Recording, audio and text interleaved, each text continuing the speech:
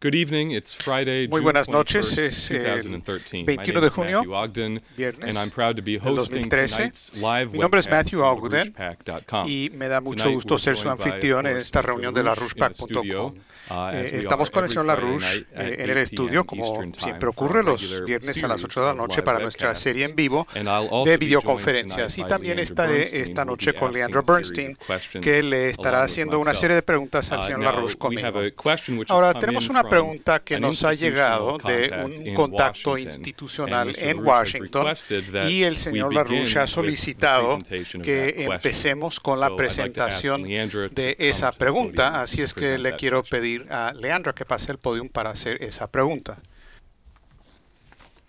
All right, before I Ahora, read antes that de question, lea I think esa it's important for our viewers pregunta, to know that le in quiero Delaware, decir a just nuestros at the end of this televidentes week, que en el there estado de was Delaware a esta semana very hubo heavy-handed, una intervention by none intervención other than muy JP pesada Morgan por parte into de the un representante del passage banco of JP a Morgan simple resolution respecto a la at the aprobación state de una level, in simple the state resolución a nivel legislature in estatal, en la Delaware. legislatura estatal, In the en el Delaware estado Senate de Banking Delaware, Committee on en la Comisión Thursday, Bancaria del estado de the Delaware, el state jueves, Senate resolution number 9 la resolución número 9 came del up Senado to be, del estado to be voted vino on. a And it discusión was sponsored y by a votación Senator y Ennis, fue patrocinado por el senador request, Ennis, calling on quien the U.S. Congress presentó la resolución que le pide al Congreso de Estados Unidos que restablezca la ley Glass-Steagall HR 129.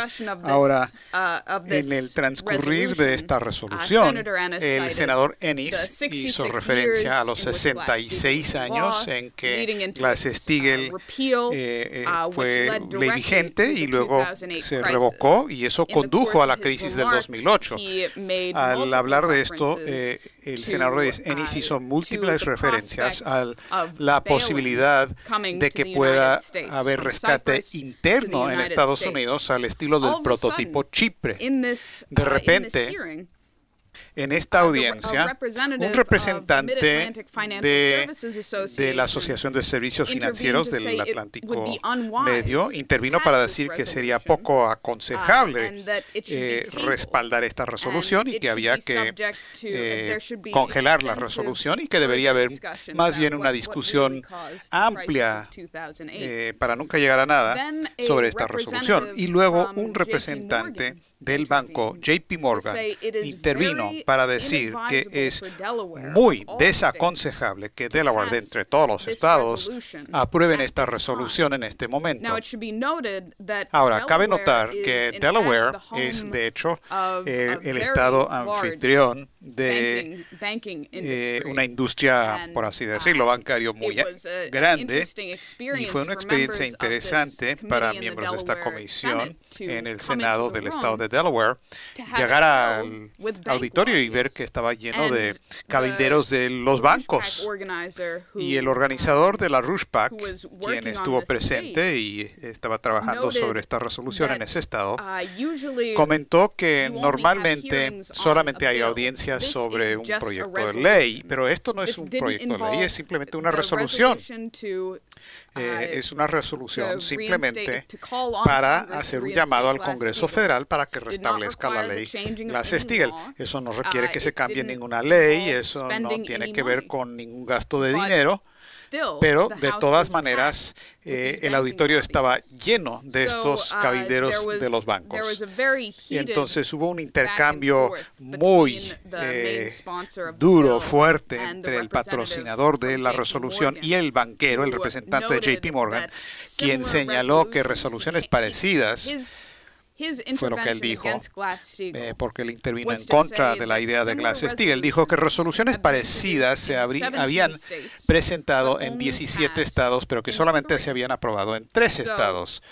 Ahora, claramente no ha estado siguiendo muy de cerca lo que estamos diciendo en la página de Glass-Steagall, de la página de la RougePAC, porque si no sabría que se ha presentado en 22 estados y que se ha aprobado en 4. Y luego siguió el debate y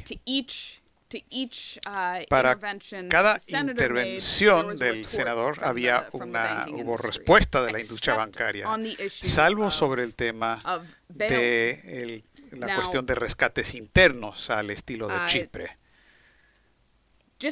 Ahora, simplemente vamos a llegar a la historia del famoso banco JP Morgan y la pregunta institucional donde se hace referencia a esta cuestión.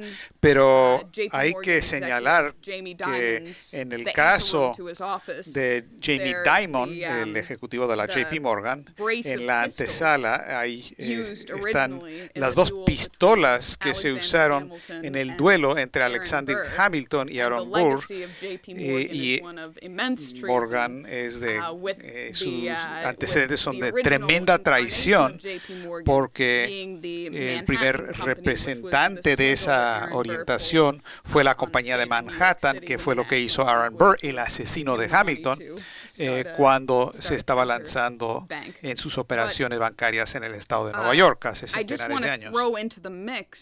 Pero quiero incluir para nuestra consideración otro elemento respecto a JP Morgan antes de llegar a la pregunta directamente. Esta semana salió un informe de 16 páginas del banco JP Morgan y se hizo público este informe de la JP Morgan, y el informe dice que el problema de Europa, el problema con la integración bancaria europea, el obstáculo que tenemos, dijeron, es que ellos se distanciaron de las constituciones fascistas de antes de la Segunda Guerra Mundial y han ido a constituciones democráticas. Y este informe, dicen ellos, es que las constituciones y soluciones políticas en el sur de Europa, en la secuela de la caída del fascismo, tiene varios aspectos que parece que no coinciden,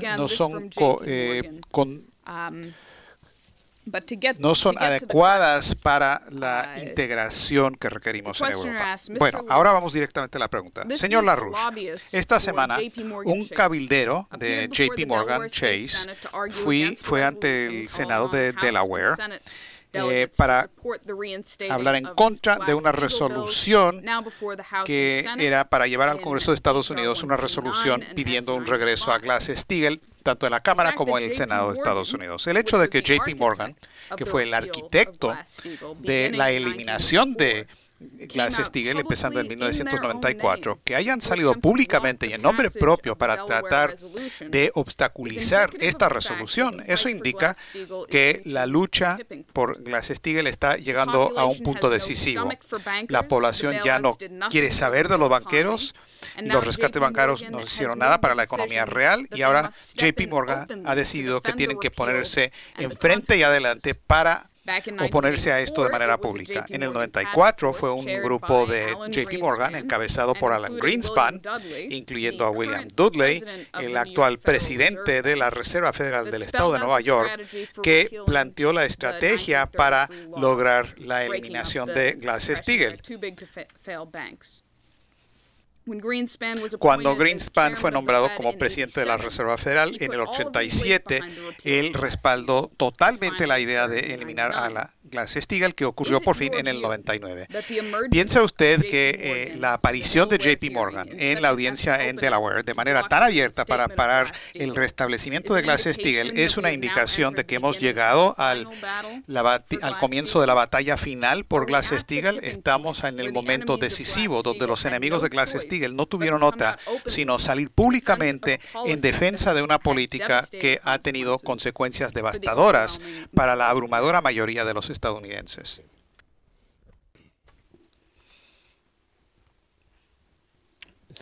Muy bien. La situación es tal que, a pesar del hecho de que por mucho tiempo, largo tiempo, en lo que va de este año, la oposición a lo que representa JP Morgan se consideraba algo que iba a perder, Eso es lo que ha cambiado.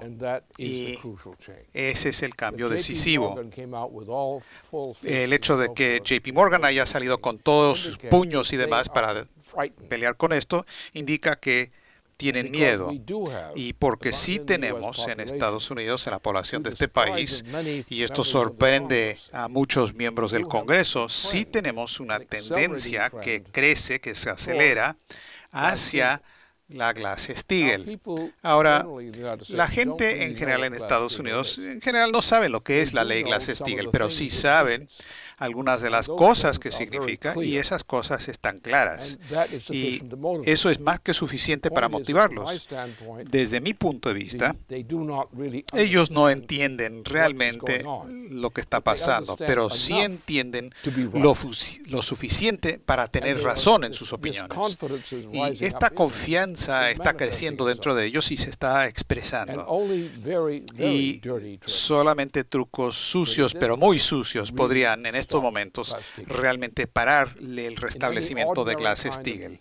En cualquier proceso ordinario en el Congreso de Estados Unidos, Glass-Steagall ganaría, porque el temperamento está a favor de eso, y los enemigos de Glass-Steagall lo saben. Y ese es el significado del acontecimiento de esta semana pasada. Ahora, esto va todavía más allá. Cuando digo que muy pocos estadounidenses entienden cuál es el tema de fondo aquí, el punto es que lo que representa JP Morgan y todo el sistema de rescates bancarios es un sistema irremediablemente en bancarrota. Nunca podría sobrevivir, nunca se podría reactivar. La proporción de deuda, estamos hablando de billones de dólares de deuda sin valor alguno. Y no hay indicio alguno de que eso esté mejorando. Es más, no va a mejorar, por lo menos no bajo lo que ellos proponen hacer. Su tendencia, obviamente, y esto ellos lo saben, JP Morgan sí tiene algunos elementos de competencia, ellos saben lo que pasa en su negocio, pero no tiene ninguna intención, jamás, de encontrar una solución justa respecto a la bancarrota del sistema monetarista internacional. La totalidad del sistema transatlántico del monetarista está en quiebra irremediable. Estamos hablando de miles de billones de dólares de estos bancos. No tienen valor alguno. Nunca, jamás se podrá pagar esa deuda.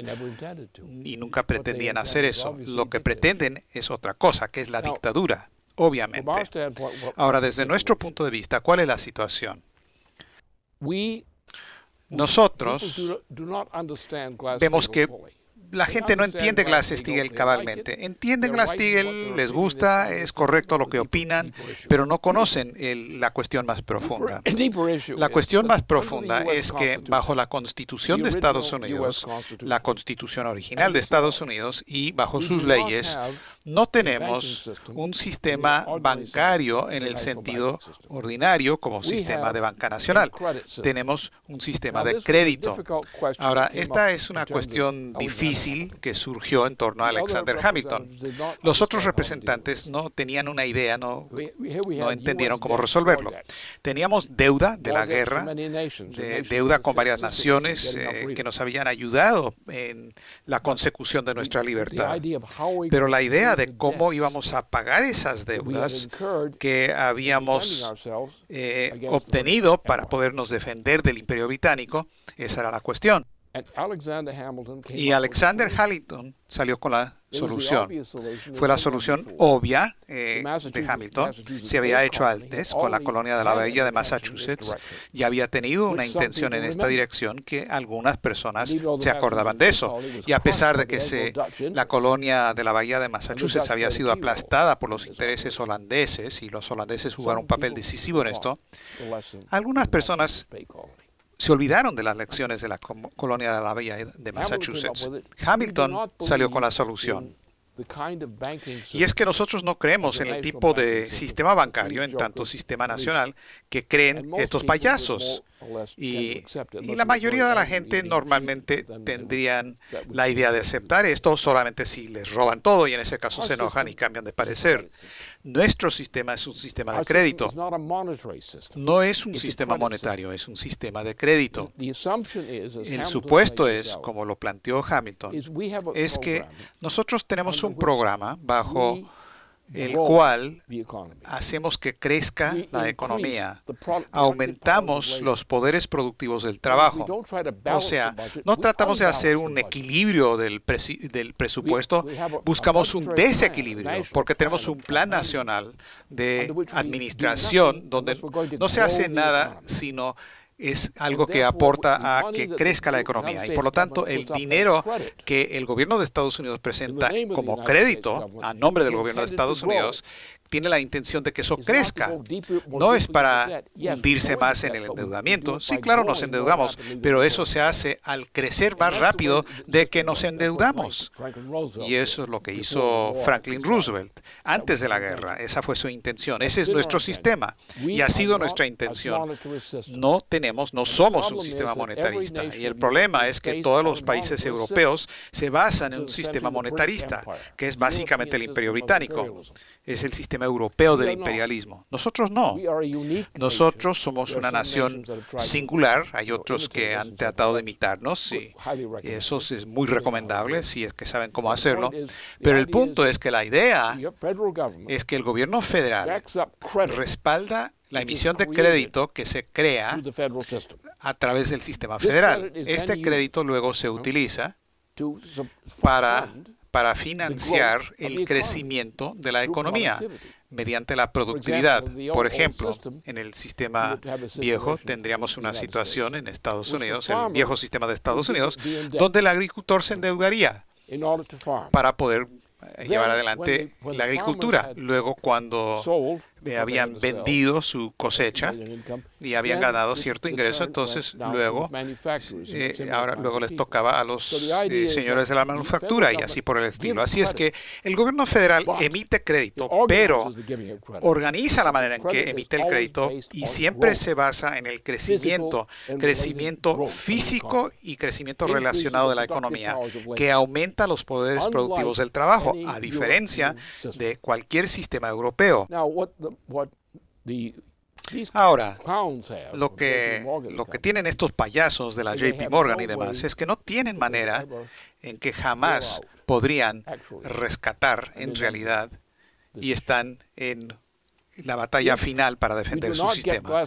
Si no logramos Glass-Steagall ahora, si no aprobamos Glass-Steagall ahora, Estados Unidos será destruida. Porque será víctima de una dictadura que tuvo que eliminar miles de billones de dólares que jamás podría pagar y nunca tuvo la intención de pagar. Así es que cuando JP Morgan entra en escena, sabiendo lo que ellos conocen de su negocio, uno tendría que decir que sí, a no ser que se volvieron inmediatamente imbéciles y se olvidaron de su propia intención. La conclusión tiene que ser que se acabó el juego para ellos. Pero si no logramos Glass-Steagall, nosotros también habremos perdido el juego. Y si ganamos, si logramos Glass-Steagall, gente como JP Morgan y bancos así nunca, jamás aparecerán en esta tierra. Entonces, la tarea es, aprobemos esto ya, Glass-Steagall. El pueblo americano está preparado para esto, lo necesitan, es la única esperanza que tenemos.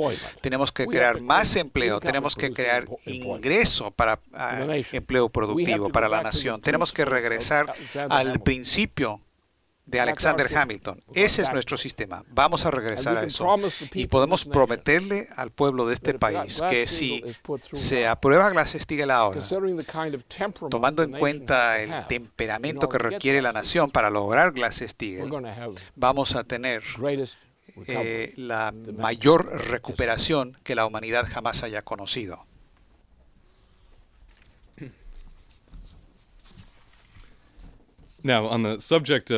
Ahora bien, sobre el tema de los trucos sucios, sobre el tema de la dictadura, quiero preguntarle una pregunta que sigue de manera pertinente lo que se acaba de preguntar. Obviamente, las últimas 2 semanas, 3 semanas, han sido dominadas por las revelaciones que han salido de Edward Snowden y otros que dieron el pitazo, lo que ha salido en el periódico The Guardian, el Washington Post, y a cada paso Obama y sus confederados han tratado de negar lo que se ha desenmascarado para que luego se presente eso, que ellos simplemente han mentido a cada paso.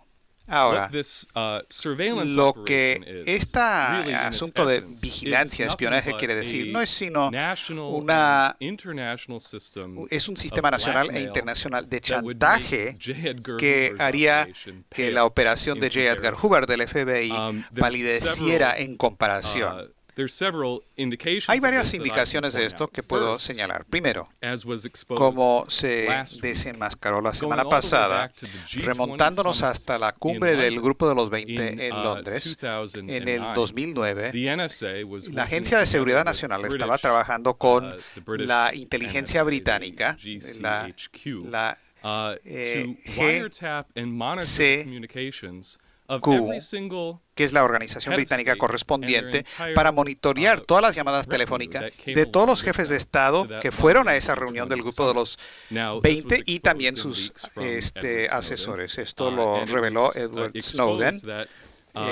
Y sus computadoras y llamadas, todas estaban siendo monitoreadas por instrucciones del gobierno británico, de David Cameron y otros.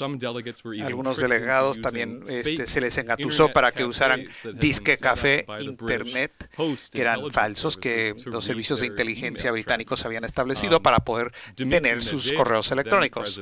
Dmitry Medvedev, el entonces presidente de Rusia, fue uno de los primeros jefes de Estado que fue puesto en la mira para esta vigilancia. Lo que es fascinante aquí es darse cuenta que toda esta operación de espionaje y vigilancia en la cumbre del G20 en el 2009 tenía la idea de presionar a estos líderes para que aprobaran el rescate financiero. Y como sabemos ahora, no solamente el rescate externo, sino el rescate interno, para plantear eso como disque solución a la crisis del 2007-2008.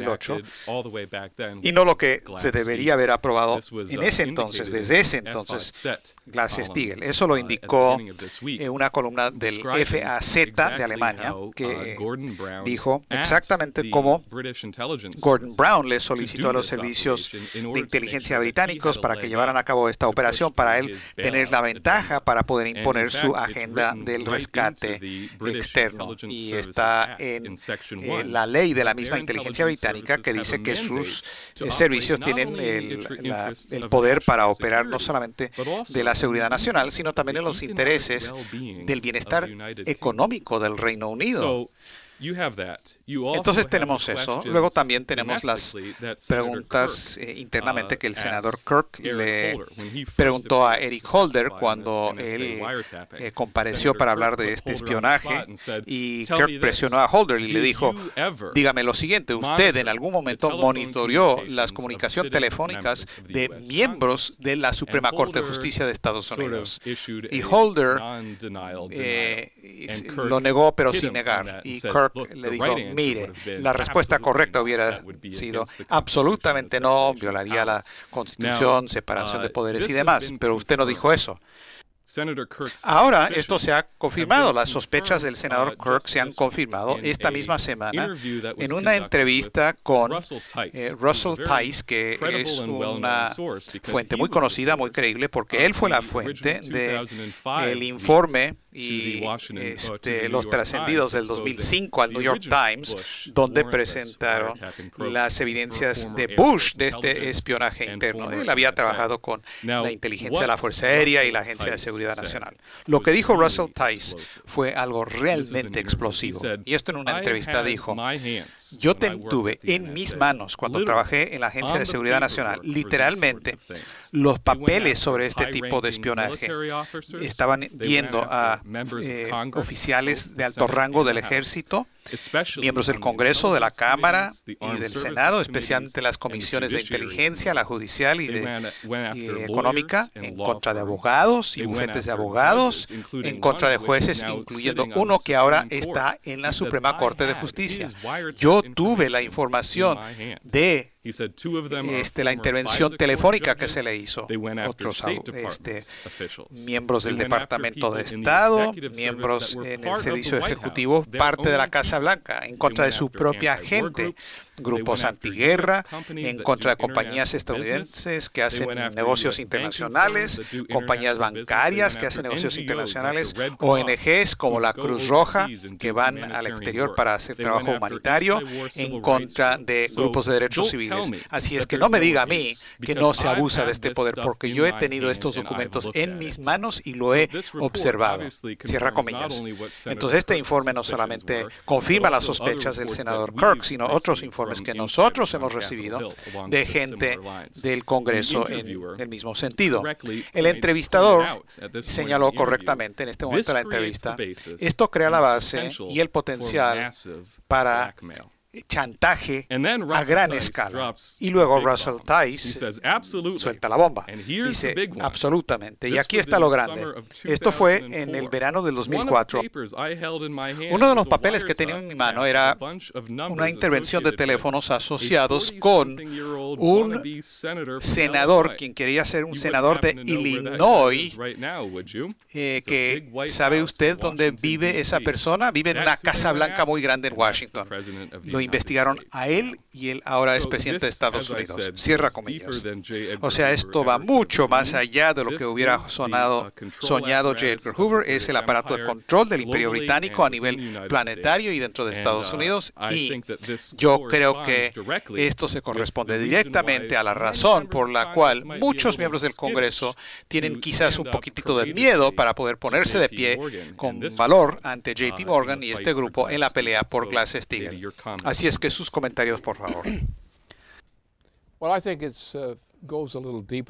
Creo que va más profundo que eso.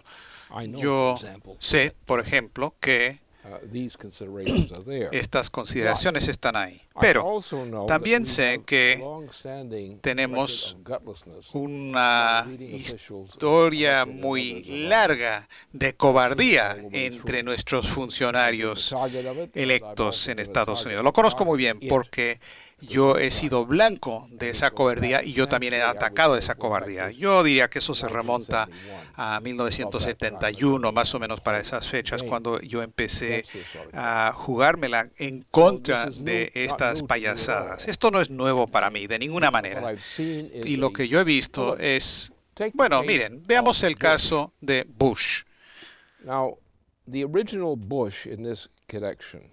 El Bush original en esta cuestión fue financiado, o más bien financió, la promoción de Adolfo Hitler en Alemania. Y más que eso, todo el grupo, incluyendo figuras importantes en el Reino Unido, eran culpables de tramar junto con Hitler. Ahora, lo que pasó es que hubo un cambio porque las cosas no andaban bien y salieron con una solución diferente, la de Churchill. Y Churchill fue a pedirle a Roosevelt que salvara al Reino Unido. Pero a la vez, lo que se hizo, en la medida que íbamos ganando la guerra, lo que ocurrió es que la monarquía británica hizo todo lo posible por prevenir que el presidente Franklin Roosevelt procediera con lo que podría haber logrado, es decir, avanzar sobre el sur de Francia y el norte de Francia y simplemente ir para quebrar totalmente a los nazis cuando era posible. Eso se pospuso hasta el momento en que murió Roosevelt. Y solamente después de la muerte de Roosevelt, la monarquía británica permitió la victoria por sobre Hitler. Y esto es lo que representa la familia Bush. La familia Bush ha sido parte de este proceso desde el comienzo. Y eso es solamente un ejemplo. Cheney era Cheney, uno de los peores. El joven Bush, uno de los más estúpidos, pero también bastante malvado. Y luego está otra cosa, Obama, que es un títere total. Así que lo que ha pasado es que hubo derrota tras derrota desde el asesinato de los hermanos Kennedy. Derrota tras derrota de Estados Unidos por parte de gente dentro de Estados Unidos que estaban en alianza con este grupo británico. Y la familia Bush es uno de los peores. La familia Bush tiene un pedigrí hitleriano. Es muy conocido. ¿Cuántas veces ya un Bush ha sido ya sea vicepresidente o un presidente? Y vean el historial de lo que hicieron como presidentes. Vean el cambio. Claro, Bush en tanto vicepresidente en un momento decisivo en la cuestión de la iniciativa de defensa estratégica. Y Bush, aunque no es una persona tan inteligente, nunca lo fue. Pero es Bush, un Bush de este grupo de Bushes. Y ese fue otro factor. Muchos de los problemas que yo tuve en ese periodo, en los 1980s, era totalmente cuestión de Bush. Fue una operación de Bush. Y aún el presidente mismo, en ese momento, no era capaz de controlar esa situación. Así que aquí llegamos con todo esto. ¿Cómo se resume? Estados Unidos ha sido víctima del Imperio Británico en repetidas ocasiones, una y otra vez, el Imperio anglo-holandés que se estableció en ese periodo. Y nunca realmente los derrotamos. Sí, ganamos una y otra vez, pero hay que tomar el número de presidentes que fueron asesinados bajo órdenes británicos. Lincoln es solamente un ejemplo de eso. John Kennedy, también fue víctima de esto. Y ahora aún pretenden que no lo toman tan en serio. Pero fue un asesinato del presidente y luego asesinaron al hermano que iba a ser también candidato a la presidencia en ese momento. Y desde ese momento en adelante, desde ese punto decisivo, nos metieron en una guerra totalmente innecesaria, la guerra de Indochina. Y tuvimos a Douglas MacArthur, el mayor general que tuvo Estados Unidos en su historia en cuanto a capacidad, dijo no lo hagan. Y la única manera en que lograron meter a Estados Unidos en la guerra de Indochina fue matando a John Kennedy como presidente. Y hubo mucha gente en cargos importantes, incluyendo, por ejemplo, un gobernador de California que jugó un papel decisivo en esto. Así es que hubo un asesinato de un presidente, John Kennedy, para poder meternos en una guerra que el mejor asesor militar había dicho que no se debería hacer. El presidente dijo que no, entonces mataron al presidente. Así que el problema es que esta nación nuestra ha sido el blanco, el objetivo del imperio anglo-holandés por tanto tiempo, todos estos años. Y han habido muchos incidentes que han ocurrido en este proceso. Y cuando se habla de las debilidades de miembros del Congreso, miembros de otros funcionarios y demás, hay que entender una cosa. Muchos presidentes han sido asesinados, siempre por los británicos. Y en Estados Unidos está la pandilla de Wall Street, que siempre fue desde el inicio un grupo de traidores. Los banqueros británicos contraron a Estados Unidos desde Aaron Burr en adelante. Entonces ahí estamos. Hemos llegado a un momento, por lo tanto, en que la situación es tan mala que la cobardía típica y cobardía terrible de nuestros funcionarios principales, pura cobardía. Su carrera depende de ser cobarde. Depende de ese tipo de cosas. Ha llegado el momento en que nosotros tenemos que ser cierta valentía, tener agallas. La simple aprobación de Glass-Steagall, si se hace con la comprensión de lo que realmente significa el principio hamiltoniano, entonces podremos de nuevo tener en nuestras manos nuestro país, tenerlo de vuelta. Pero si no lo hacemos, lo que tenemos por delante no es una guerra de Indochina, sino que guerra termonuclear. Y todos, incluyendo el general Dempsey y otros, están hablando de cómo parar que jalen a Estados Unidos rápidamente hacia una guerra termonuclear. Ahora, una guerra termonuclear quiere decir que de principio a fin estamos hablando de hora y media y ocurre la extinción virtual de la raza humana. No se puede tener una guerra termonuclear. Una guerra mundial sería una guerra termonuclear. Ahora, no se puede tener tal guerra. ¿Qué quiere decir si uno va a pelearse con China y Rusia? ¿Eso qué significa? ¿Ellos se van a rendir simplemente porque usted tiene armas nucleares? Absolutamente no lo van a hacer. 1.200 millones de chinos no se van a rendir así de fácil. Teniendo las armas que tienen, Rusia no se va a doblegar, otras naciones no se van a doblegar. Así que si vamos a tener una nación, si hemos de tener un mundo en que vivir, lo que necesitamos ahora mismo es nada sino un restablecimiento inmediatamente de Glass-Steagall.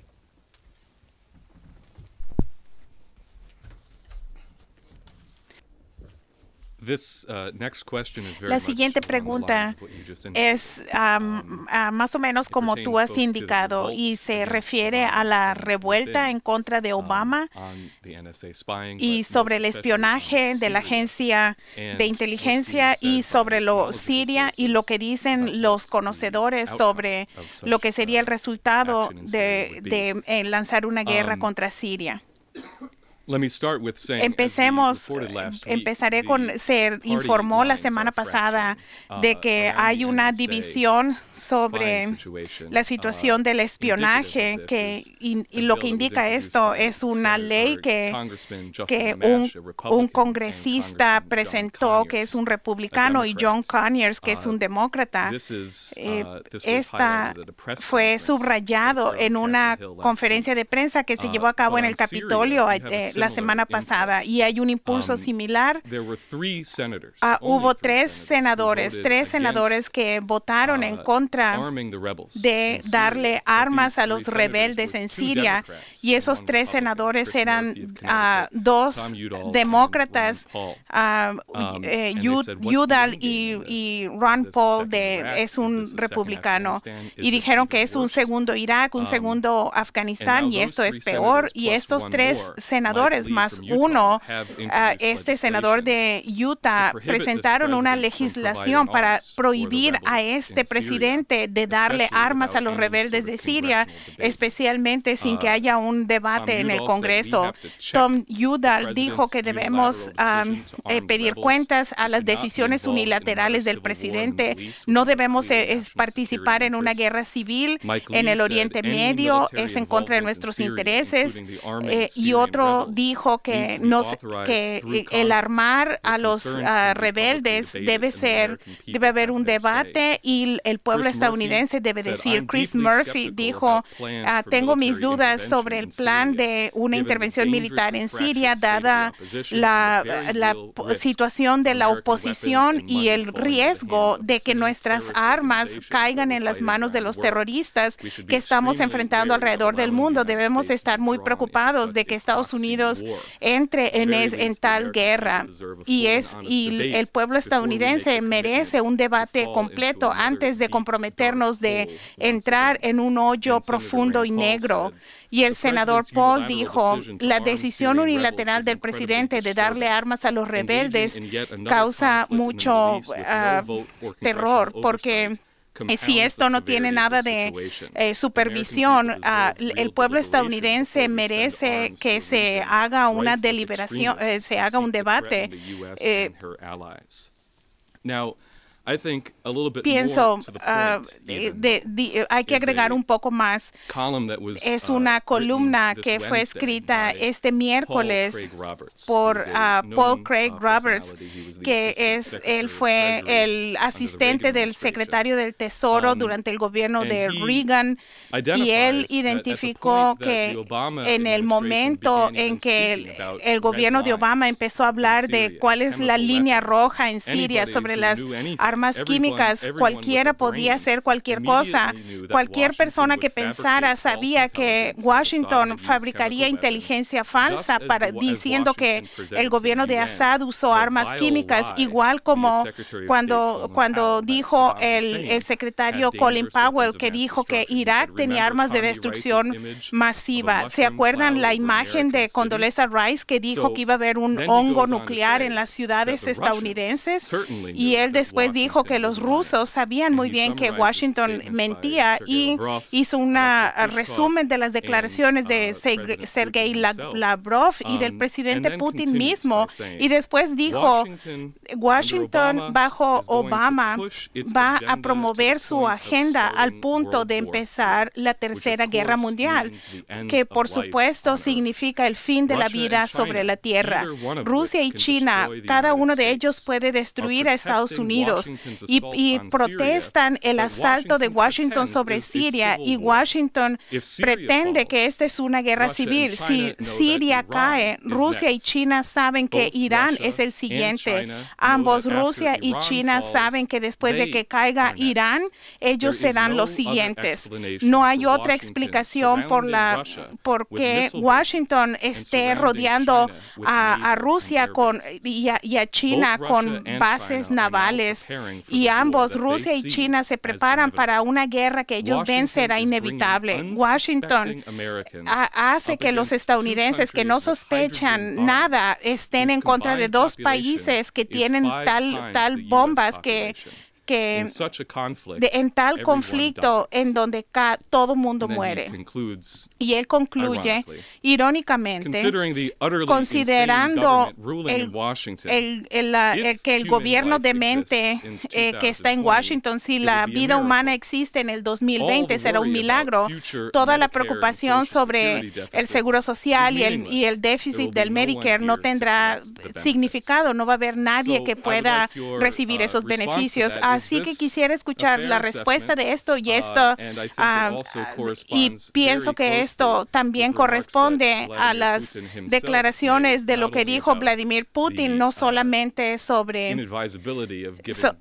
que no era recomendable dar armas a los caníbales, pero lo que él entiende como la intención de destruir las capacidades de Rusia de responder. Primero, hay que ir. Esto es una historia complicada y uno debe ir a lo básico para saber cuál es el marco. El problema es, regresemos al periodo del Gran Renacimiento, y tuvimos a una gran personaje, el Nicolás de Cusa, que fue el principal genio en la historia moderna, y fue él, Cusa.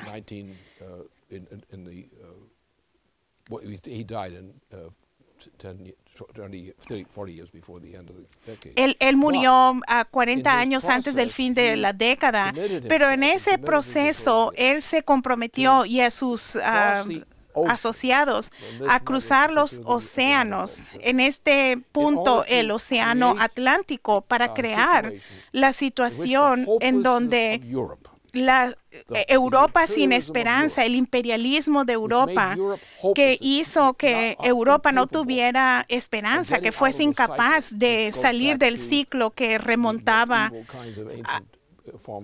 a las formas de gobiernos antiguas más perversas. Así que Cusa estableció el principio de debemos cruzar el mar porque la situación en Europa en particular no tiene esperanza. Son moralmente incapaces de resolver sus propios problemas. Así que por lo tanto debemos cruzar el mar y crear una alternativa a este tipo de sistema al estilo del Imperio Romano para salvar a la civilización en general. Y él también probablemente fue el principal genio científico de su tiempo.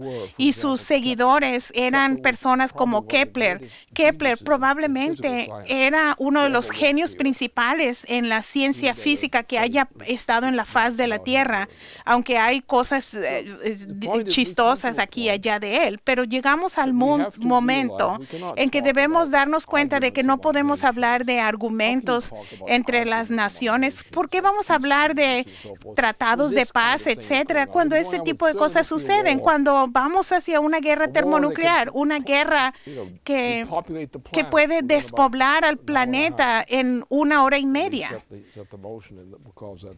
que eso causaría.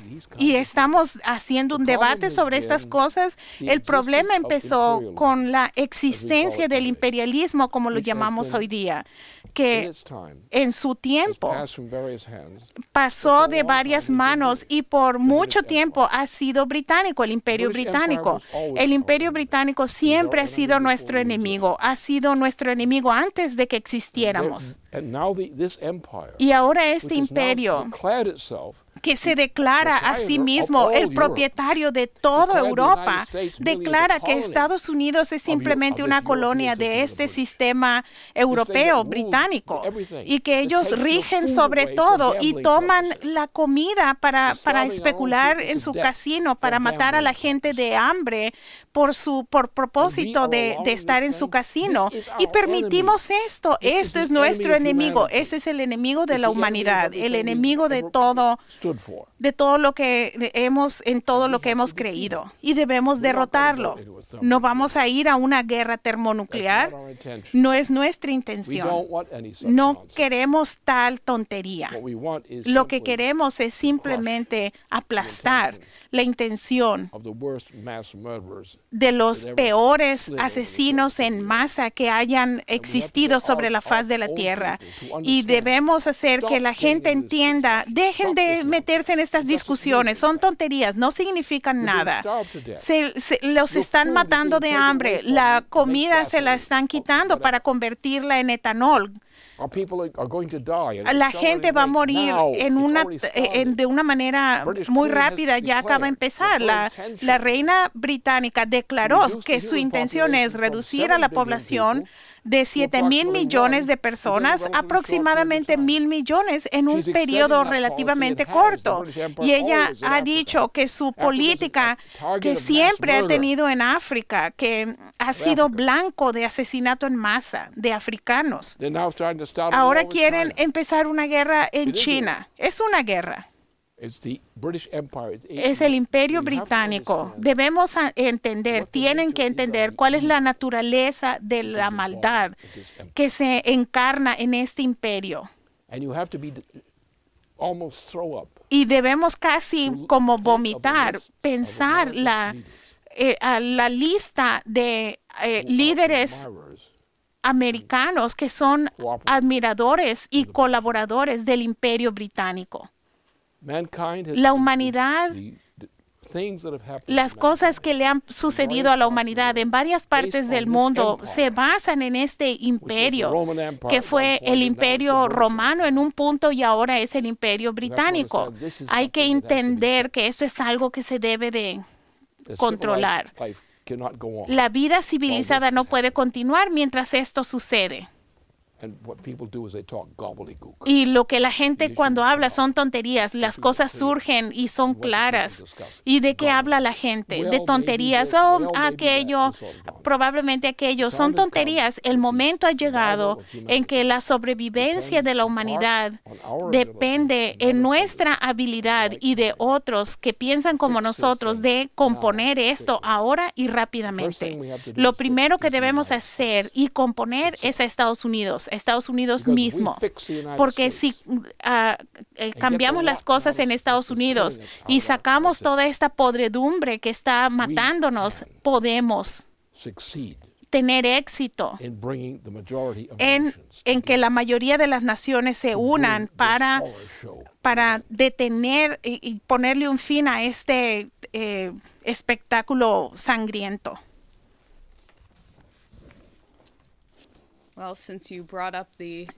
Como hablaste de biocombustibles o biotonterías, quisiera hacerte una pregunta sobre el uso de la comida para combustibles, para la orden de biocombustibles. En la última discusión indicaste que esto es lo que nosotros como el Comité de Acción Política y nosotros como una sociedad necesitamos derrotar inmediatamente.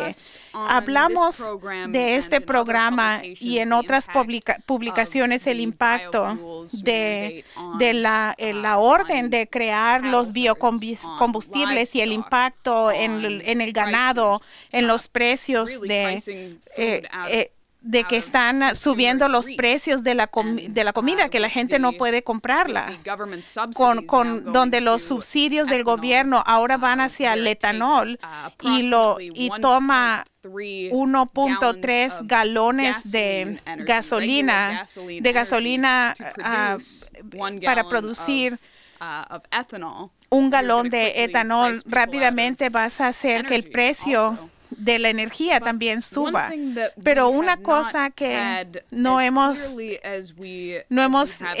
tenido claramente es la tasa de mortandad como resultado de la orden de crear biocombustibles.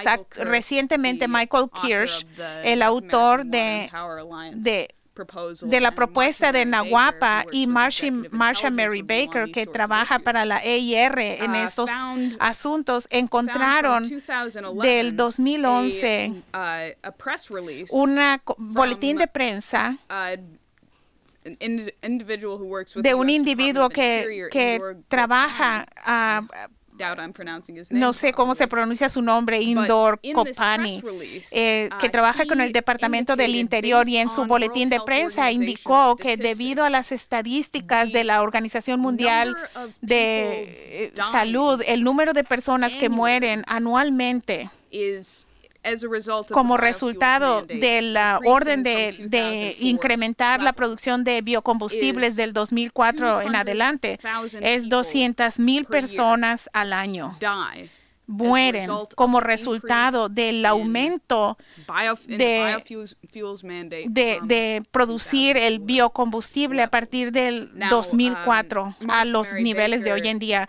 Marsha Mary Baker hizo un cálculo general de lo que, usando los cálculos de este individuo, que es un personaje muy interesante. Él escribió un libro que se llama ¿Por qué las políticas del calentamiento global son más peligrosas que el calentamiento global mismo?, que va al punto ahí.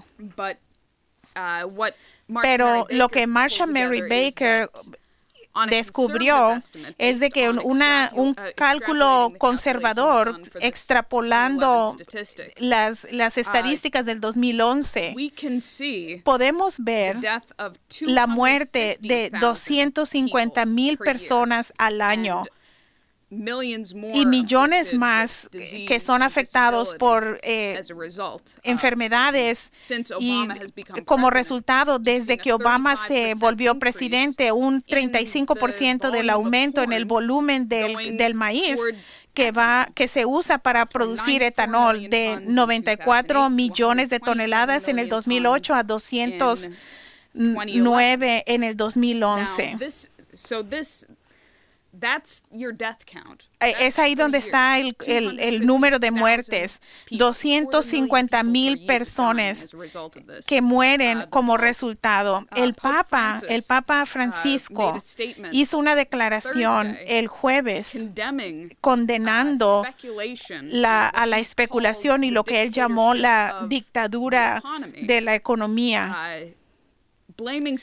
Y él culpó a la especulación por la crisis de alimentos. Dijo que es un hecho bien conocido que la producción es suficiente de alimentos, pero millones de personas sufren y mueren de hambruna, y eso es un escándalo. Y él continúa diciendo de que todo mundo debe beneficiarse del fruto de la tierra y hay que cerrar el hueco de aquellos que se satisfacen de las migajas que caen de la mesa. Como parte de una acción para destruir esta orden de producir los biocombustibles, hubo una propuesta de ley que presentó el senador Goodlaw de aquí de Virginia con apoyo bipartidista, en donde pidió que se revocara la pauta para renovar los biocombustibles.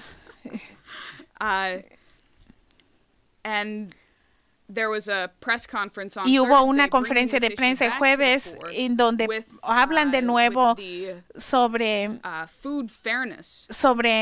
la coalición para tener comida justa. Y esta es una propuesta de ley que tiene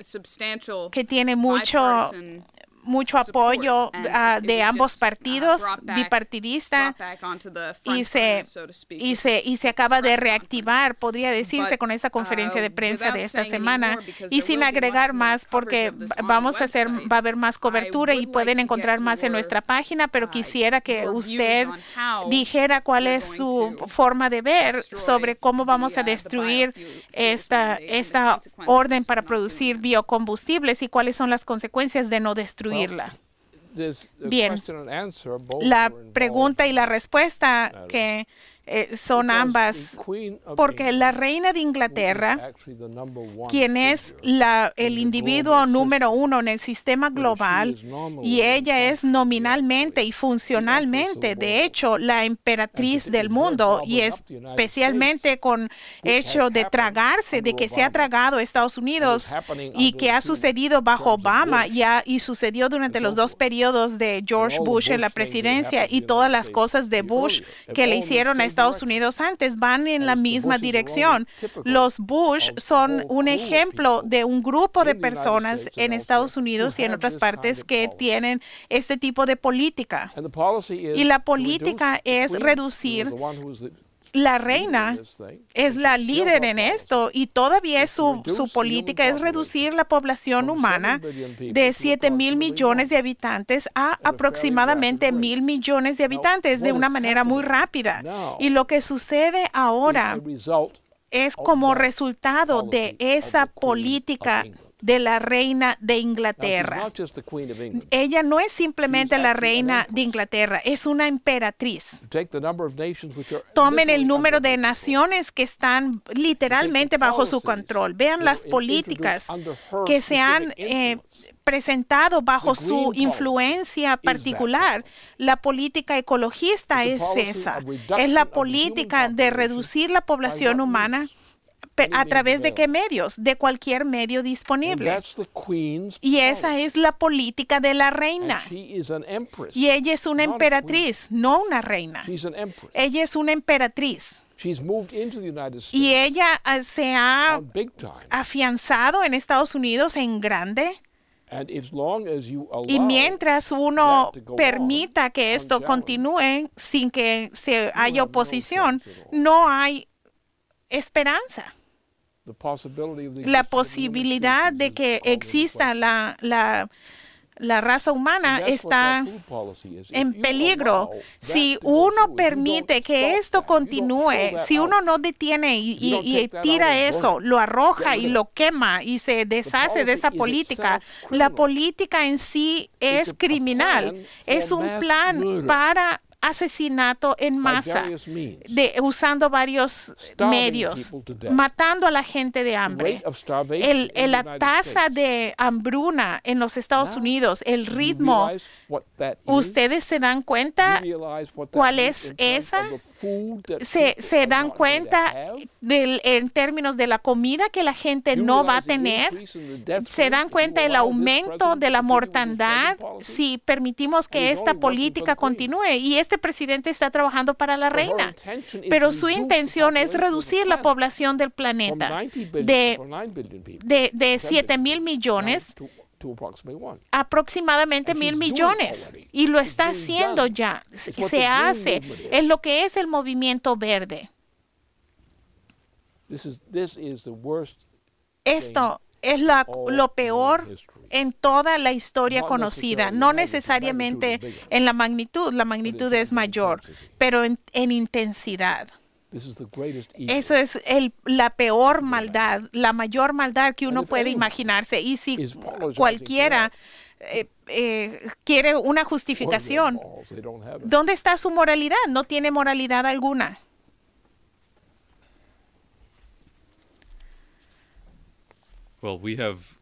Hemos llegado al final de nuestro tiempo permitido y con esto concluimos nuestra videoconferencia. Quiero darle las gracias a Leandra por acompañarme y a nuestro equipo técnico, y le doy las gracias al señor LaRouche por estar con nosotros. Gracias a todos ustedes por mirar y nos vemos la próxima semana.